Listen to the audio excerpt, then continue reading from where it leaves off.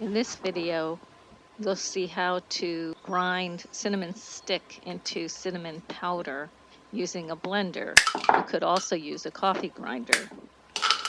If you're grinding cinnamon stick with an electric blender, you have to crack the sticks first so that they don't get stuck under the blade.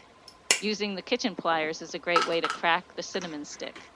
Once you have a few pieces of cinnamon stick in your cup, you attach the blender cup to the blender blade and start to blend.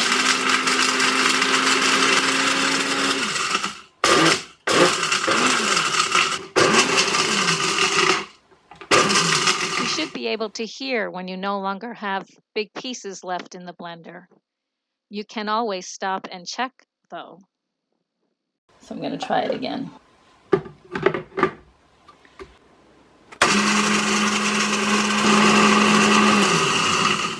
That's a good grind. Use your kitchen funnel.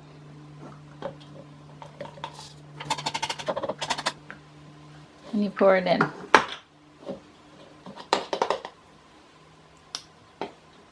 And that's all. That's all there is to it. That's all there is to grinding cinnamon stick into cinnamon powder. Thanks for watching the video. Please subscribe CB99 videos.